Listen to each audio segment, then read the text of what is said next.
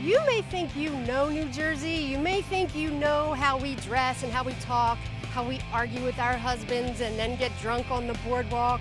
But that's really not who we are. There's so much more to South Jersey.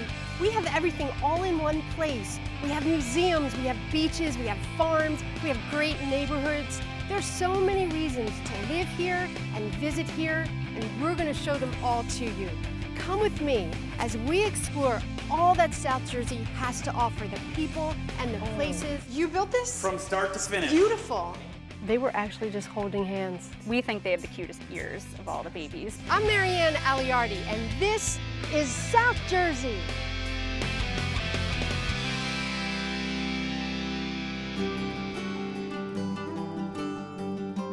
I'm visiting Woodford Cedar Run Wildlife Refuge in Medford, right on the edge of the Pinelands. The refuge is all about doing what they can to save animals. Most of the work they do is rehabbing injured animals for release back into the wild. I'm meeting Executive Director Jeannie Corral. It's so peaceful here. Where do all of the animals who are here come from? How do you get them? They come in from all over New Jersey. So the animals that live here on site are some of the animals that survive their injuries but can't be released back to the wild. And why can't they be released? For survival's sake, for example, we have two bald eagles right here. Yeah. This is Haley and Orion. These two eagles came in as a result of injuries, permanent injuries. They can't be released because neither one of them are able to fly. The male, Orion, he hit a high tension power line when he was a young eagle, and he permanently damaged his wing. And Haley, our female, she fell out of her nest as an eaglet. She fell 80 feet. She has a permanently damaged wing also, and so she cannot be released. We give them a second chance at life as educators. And what a great way to talk to people and engage thousands of people about not only the eagles, but the habitat that they need to survive. We can save all the animals possible, but if they don't have the habitat that they need, then we're just spinning our wheels. And so we use them in our passive education programs, and they are pretty darn spectacular. How did they get here? So these are the only two animals that are here that have come from out of state. We no longer take animals in from out of state. We give them a permanent home, and you'll meet some others that we give a permanent home to today. Let's do that. Yeah, sure. Okay, Let's go great, meet some great. more. Jeannie fits right in here. She knows every animal by name. Sometimes she talks to them, and I think they were talking back to her. It's obvious how much she cares for these animals. Krogan, who is the one imitating the cat, he is a fish crow. And Andag, who is busy saying ow, she's an American crow. She was inappropriately hand raised, so she wasn't able to be released because she imprinted on humans. And he has a permanent injury that prevents him from achieving full flight. Crows are smart. They're also problem solvers. They can solve complex, multi-stage problems. So when you have an animal living in captivity, you are responsible for all of that animal. You're responsible for their emotional well-being, intellectual well-being, physical well-being. So we have an active program here for enrichment, meaning it's our job to enrich their lives because they're living in captivity forever. There are over 60 animals living at the refuge, and they all get the same care and attention from caregivers who really love these animals. This is Micah. Micah. And so Micah is a raccoon. He is here because someone inappropriately hand raised him. And so this is an example of a perfectly healthy animal. It is illegal and, in my opinion, immoral to take an animal out of the wild and hand raise them like that because you doom them to a life of captivity. How many animals do you rehabilitate and put back in the wild? It is a staggering number. We take in and care for well over 4,000 injured, orphaned, or displaced wild animals each and every year. 26%, wow. I know, it's staggering, and not one of them comes in with health insurance. I bet. And not one of them comes in with a benefactor. One of the wildlife releases that I did personally that I think will stay with me forever, we had a female red-tailed hawk, and oh, you're awesome. Look at you. hold on one second. Okay, so we had a female red-tailed hawk who came in and she had an impact injury. She had a soft tissue damage. So something happened. She was brought in by a Good Samaritan, and we had her for almost 3 months. And that soft tissue damage was finally fully healed, fully rehabilitated. And so I actually got to drive down to the Williamstown area to release her in the same exact backyard where she came in from. Oh, wow. So I opened the crate, and she was a warrior. This is a female red-tailed hawk, and she was an absolute warrior. So when I released her, she came out and she flew up and landed right into a tree. And then there was a squirrel in the tree who was probably the luckiest squirrel ever because he was able to Get away? get away. But about 20 minutes later, we heard a call. It was her mate. He was, I know, isn't that staggering? So her mate was still in the area. He circled, she called, and she flew up. They circled twice together, and then they took off. Are you 3 kidding? months, I know, isn't that amazing? We need to get these animals back out into the wild. It's not the goal to have them live here with us. Right. But for those that cannot be released, like Micah or Andeg or Krogan, we can use their lives to be ambassadors for their species and ambassadors for the habitat. And that's the highest, best use of the unreleasable wildlife that we can imagine, that we can think of. And so they're going to help affect change in the next generation of humans. The Wildlife Center is open to the public, so you can visit Micah and Krogan and all the other residents. They also have hiking trails and educational programs for schools and scouts. But Jeannie and I are going over to another part of the refuge. It's an out-of-sight area that is vital to the rehabilitation of the injured animals. I'm meeting Lori Swanson, who is in charge of wildlife rehabilitation. So tell me, what is this area? This area is off viewing for the public.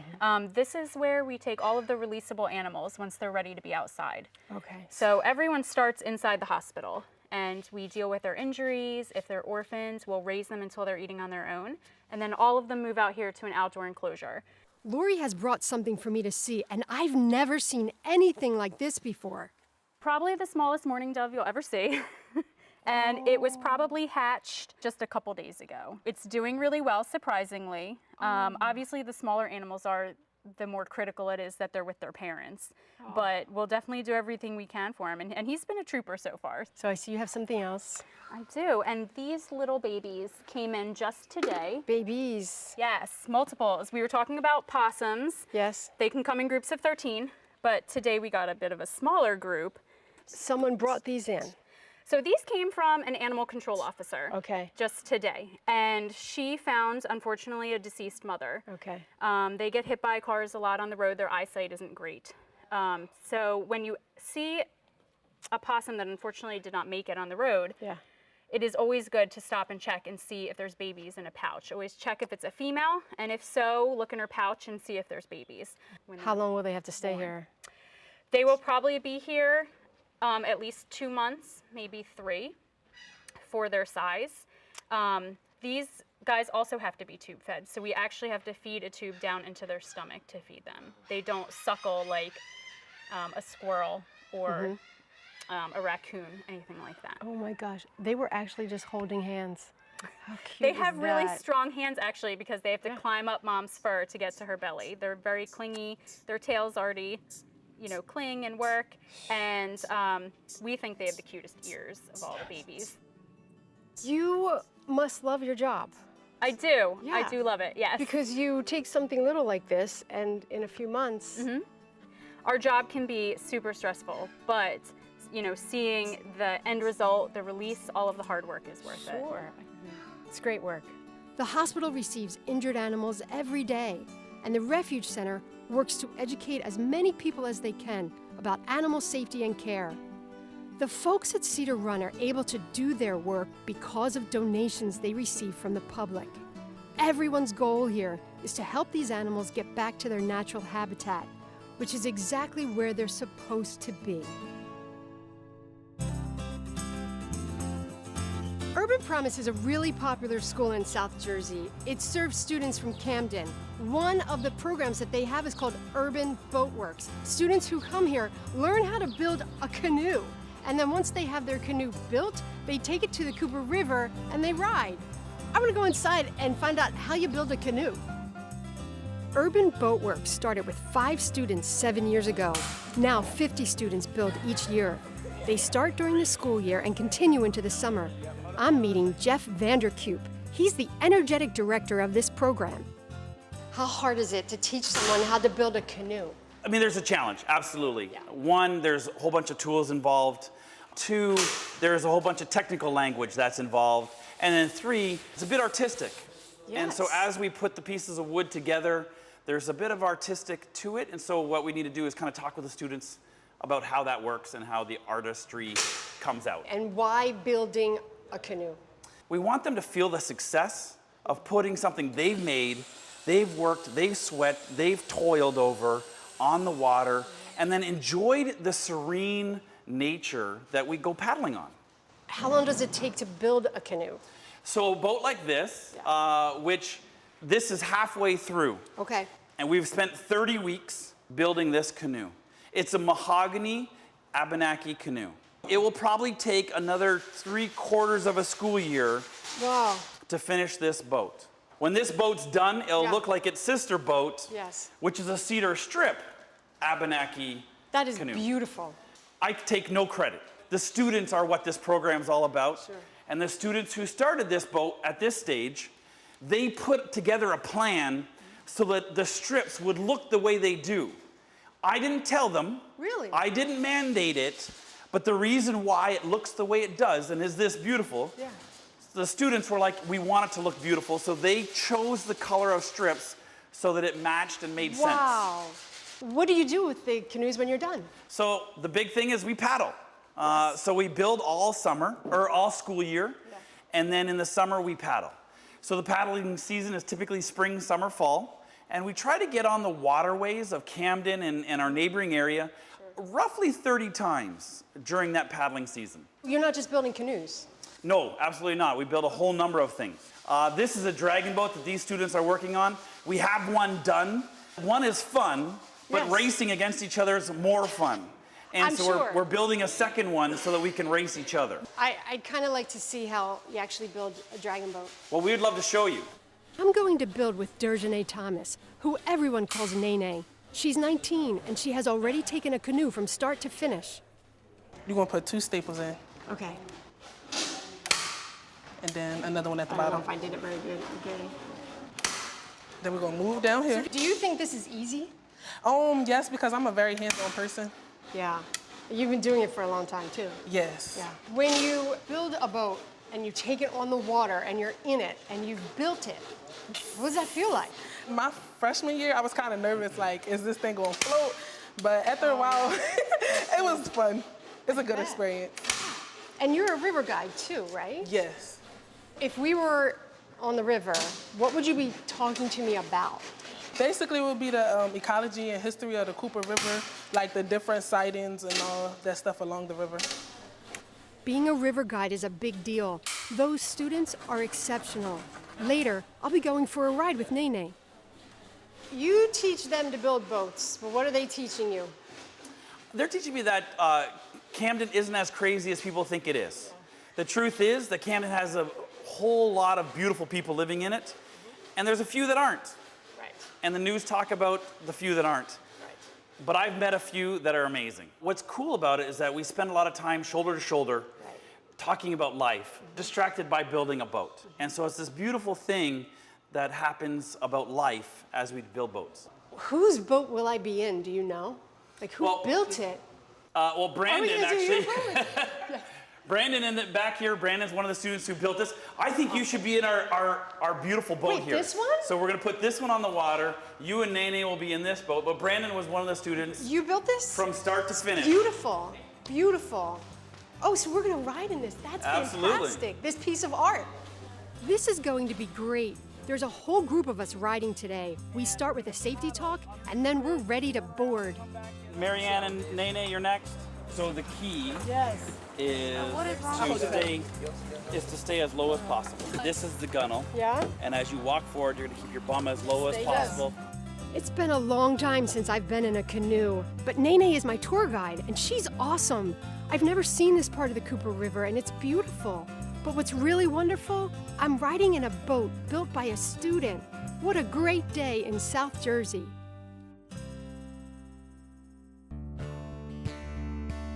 I'm in Berlin at the Vault, a great new space that is headquarters for the Victor Talking Machine Company. Musician Graham Alexander purchased the company in 2015, acquiring the rights for the likeness of the Little Nipper and all the master recordings the company made with iconic artists like Duke Ellington, Louis Armstrong, and Frank Sinatra. When you away. So tell me, how did it all start? I started recording music when I was very young, started writing music, and had the opportunity, after working on Broadway for a number of years, to purchase up and keep the Victor Company going, which was a company that was founded in Camden in 1901. And basically birthed the music industry. It's really the first major record label. It has a lot of historic roots, and it's in Camden County, which is where it was all originally. So cool. So yeah, so we use the vault as really the storage for all the masters for the Victor label, which we own. About 10,000 recordings. It's incredible. Yeah, and everything from Presidents to the first jazz record, to the first blues recordings, anything you can think of that starts pop music, and it started in Camden County.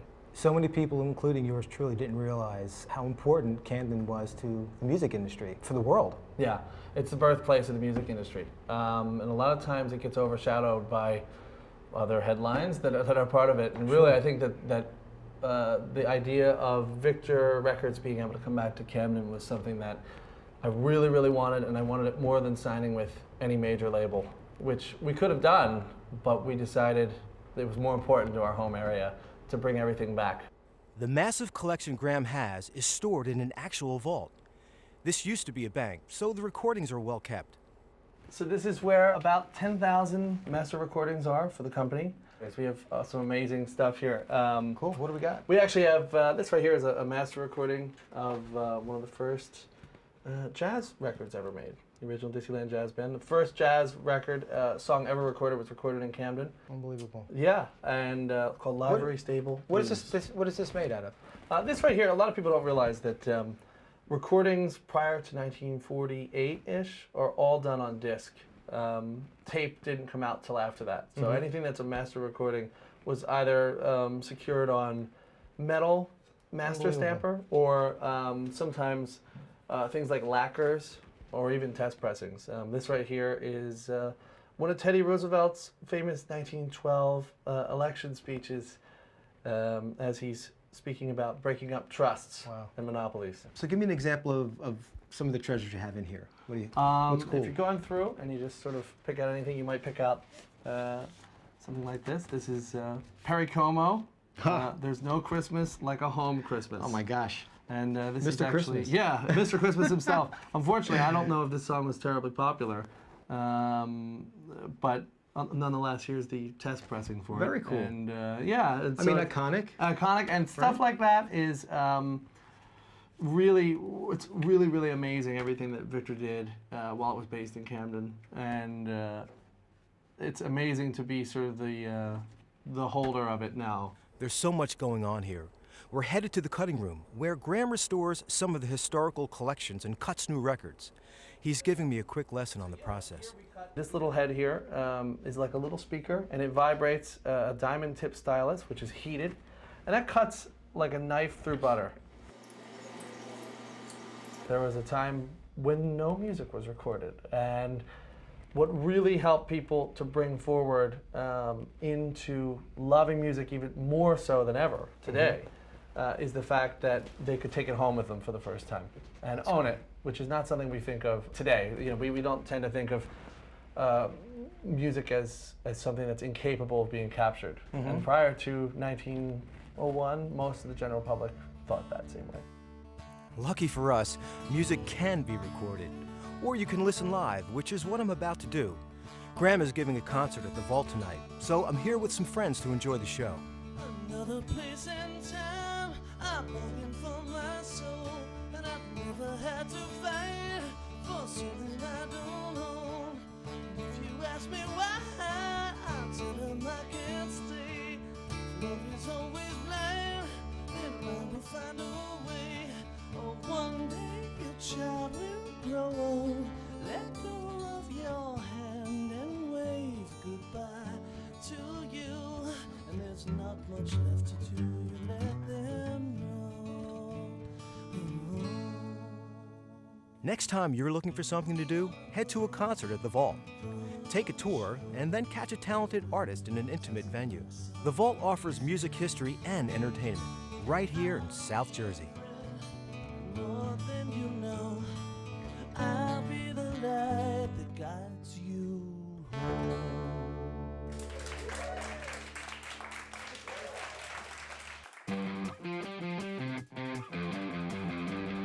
I'm heading into a meeting of Girls Pint Out. That's a twist on your typical girls' night out. At Girls Pint Out, friends meet at different restaurants and breweries to try some new beer and to learn a few things about their favorites. I'm in Maple Shade at Iron Hill Brewery, and we're about to make some new friends and have a few beers. Everyone is here and ready to hang out, have fun, and try some new beers. Hi, guys! Amy Clark leads the group, and she knows a lot about beer, and she loves this unique get-together. So, Girls Pint Out. Yes. What's the story?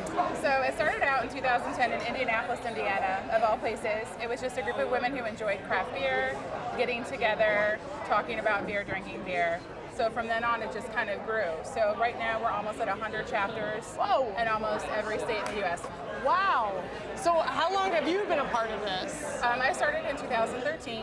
I saw a couple of different posts on Twitter from another chapter, and I said, "Oh, does New Jersey have one?" She said, "No. Would you like to be ahead of it?" And I said, "Absolutely." So I started the New Jersey chapter in 2013. How many people normally come? It really varies. Sometimes we'll have, just a handful of ladies, maybe 6 or 7. Other times we'll have, last week we had a group, for example, of almost 25 women come to a brewery. Whoa, that's a lot. Yeah. I think it's time to try some beer. Absolutely. Amy pre-selects the beers, so we're tasting some flavors most people probably haven't tried. And tonight isn't just about drinking beer. Amy fills you in on what you should know about what you're about to taste. Okay, these look delicious. All right, so I'm going to walk you through kind of just a very general flight of beers to kind of give you different flavor profiles from the different beers. So the first one's called Bedaughter. It's a Belgian triple. So if you want to go ahead and taste this. So on the Bedaughter, it's a Belgian triple. You're going to get a lot of taste of banana, clove. It's a little sweeter. This is a very traditional Belgian style beer. That's good. Yes. The trick on those is they're tend to be a little bit higher in alcohol percent. They usually tend to be in the 8 or 9%. So these are definitely a sipping beer. You can drink them warmer. No chugging. No chugging on this one. Man, all right. All right, so the next one is Das Boot. It's a German-style Pilsner. So this is going to be very close to what your Miller Lite, your Bud Light. Like a lighter beer, A lighter beer. So this is going to be a really good introduction to a style that most people are familiar with on what beer tastes like. Right. But it's brewed locally. It's brewed right behind you. So. Oh, that's cool. Oh, I could have a lot of those. Yes, this is something that you can drink many of. It's very low alcohol. It's something that you can kind of sit and drink, if you're at a baseball game, if you're out at a park, something where you can have many of these and not feel the effects of the alcohol. So, all right, so next one is their Or IPA. This is a very basic style of an IPA. You're going to get that bitterness. In the beginning, they may not enjoy, but eventually they'll get, This is like what hoppy is called, This is right? hoppy. That's the one word that I know. Yes, hoppy. An IPA. All right, so the last one, this is, again, probably one of my favorite styles. I love porters, I love darker beers. You're going to get kind of more of that roasted, the chocolate taste, because that's what they do with the malts when they brew the beer. They roast it, it's going to be a darker grain, which is what gives it its color. A lot of people don't know that. So this is a porter. Yeah.